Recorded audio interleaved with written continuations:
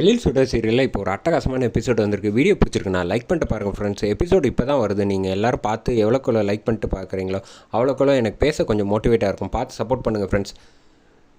தமிழ் வந்து அழைச்சிட்டு வந்துகிட்டு இருக்காங்க.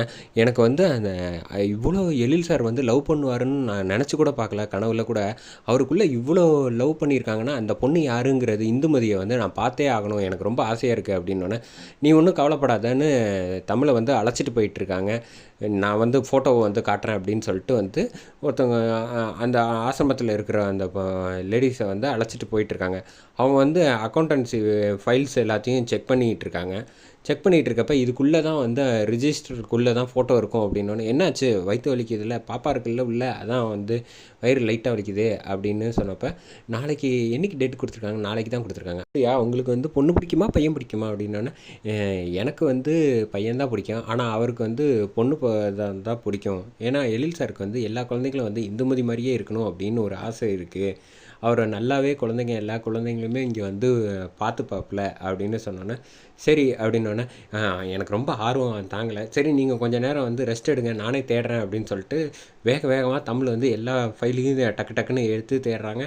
அதுக்கு தேடிக்கிட்டு இருக்கப்போ பார்த்தா வந்து மறுபடியும் அவங்களுக்கு வந்து லைட்டாக வந்து வயிறு வலிக்கிற மாதிரி இருக்குது அப்படின்னு சொன்னோன்னே, சரி வாங்க நம்ம வேணால் போகலாமா அப்படின்னா, இல்லை பரவாயில்ல தேடுங்க, இன்னும் கொஞ்சம் ஃபைல் தான் இருக்கும் அப்படின்னோடனே கரெக்டாக ட்ராயர் திறக்கிறாங்க. அதில் வந்து மேரேஜ் ஆன ஃபோட்டோ இருக்குது, இந்துமதி ஃபோட்டோவும் எழில் ஃபோட்டோவும் இருக்குது. அதை திறக்கிறப்ப இவங்களுக்கு உடம்பு சரியில்லை அப்படின்னு சொன்னோன்னே, டக்குன்னு வந்து தமிழ் வந்து வேகமாக ஓடி வராங்க. சார் அவங்களுக்கு உடம்பு சரியில்லை சார், சீக்கிரம் வாங்க, வயிற்று வலி வந்துருச்சு அப்படின்னு சொன்னோன்னே டக்குன்னு வேகமாக ஓடி வராங்க. ஓடி வந்ததுக்கப்புறமேட்டுக்கு, நீங்கள் ஒன்றும் கவலைப்படாதீங்க, தைரியமாக இருங்க, நான் வந்து உடனே வந்து வண்டியை வர சொல்கிறேன் அப்படின்னு சொல்லிட்டு ஒரு வண்டி அவங்க ஹாஸ்பிட்டல் வண்டியை வர சொல்கிறதுக்கு ஃபோனை போடுறாங்க. ஃபோனை போட்டுட்டு பார்த்தா, சார் ஒரு 1/2 hour ஆகுமா, என்னங்க சொல்கிறீங்க, இவ்வளோ நேரம்லாம் இருக்கக்கூடாது, சீக்கிரம் வாங்க அப்படின்னு சொல்கிறப்ப சரி அப்படிங்கிறாங்க. இந்த பக்கம் வந்து சேரில் உட்கார வச்சுட்டு, நீங்கள் தைரியமாக இருங்க, எல்லாமே நம்மளே பார்த்துக்கலாம் அப்படின்னு சொல்லிட்டு, வண்டி வந்துடும், வண்டி சொல்லியிருக்கேன், வந்தோடனே நம்ம போயிடலாம் அப்படின்னு சொல்லி தைரியம் கொடுத்துக்கிட்டு இருக்காங்க. அவங்களும் சரின்னு சந்தோஷமாக இருக்காங்க. இந்த பக்கத்தில் வந்து ஃபோன் பண்ணி பார்க்குறாங்க. மறுபடியும் வண்டி வந்து, சார் இன்னும் ஒரு டிராஃபிக் ஹெவியாக இருக்குது சார், அதனால் வர்றதுக்கு லேட் ஆகும் அப்படின்னோடனே, சரி இவ்வளோ நேரம் வெயிட் பண்ணால் சரியாக வராது, நம்ம காரில் போயிடலாம் அப்படின்னு சொல்லிட்டு காரை எடுத்துகிட்டு போய் வேகமாக ஓடி போய் காரை ஸ்டார்ட் பண்ணி பார்க்குறாங்க. கார் ஸ்டார்ட் ஆக மாட்டேங்குது.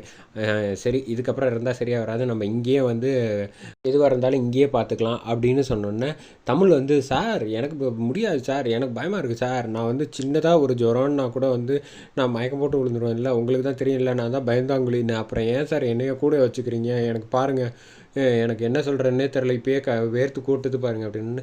என்ன பேசுகிற நீ வந்து இப்போ செய்ய போகிற வேலை வந்து உனக்கு வாழ்க்கையில் வந்து யாருக்கும் கிடைக்காத ஒரு பெரிய பாக்கியம், அதை வந்து நீ மனசு தைரியமாக இருக்கணும், நீ தமிழ்னா வந்து நான் ரொம்ப தைரியமான பொண்ணுன்னுலாம் நினச்சிட்டு இருக்கேன், அப்படிலாம் நினச்சிக்காதீங்க சார், எனக்கு ரொம்ப பயமாக இருக்குது அப்படின்னு தமிழ் வந்து ரொம்ப காமெடி பண்ணிகிட்டு இருக்காங்க. என்ன விளாட்ற நீ விஷயமா வந்து அவங்கள வந்து நம்ம நல்லபடியாக வந்து உலகுக்கு அழைச்சிட்டு வரணும்ல அப்படின்னு சொன்னோன்னே, என்னமோ சார் நீங்கள் சொல்கிறீங்க, நான் கூட இருக்கேன் அப்படின்னு சொல்லிட்டு மறுபடியும் வந்து எழில் வந்து அவங்க வயிற்றை பிடிச்சி இப்படி தள்ளிக்கிட்டு இருக்காங்க. இந்த பக்கம் வந்து, வா நீயும் வந்து இந்த பக்கம் வச்சு பண்ணு, எனக்கு அந்த அளவுலாம் தைரியம் கிடையாது, என்னை ஆளை விட்டுருங்க, அங்கேருந்து போயிடுறேன் அப்படின்னு சொன்னோன்னே, நில்லு தமிழ், முதல்ல ஒன்று இப்போ தைரியத்தை வளர்த்துக்க, எப்போவுமே வந்து நீ சின்ன பொண்ணு கிடையாது, நீ வந்து இப்போ வந்து பெரிய அறிவாளி, என் 4 குழந்தைங்கள பத்திரமா பார்த்து நல்லபடியாக பார்த்துக்கிட்டு இருக்கும்போது, சார் அதெல்லாம் என்ன வேணால் செய்யலாம் சார், இது வந்து எனக்கு அந்தளவு தைரியம் இல்லை, ஆளை விடுங்க சார் அப்படின்னோடனே, நீ முதல்ல இங்கே பாரு, திரும்பு பாருங்கள் சார், கையெல்லாம் இப்படி நடுக்குது பாருங்க.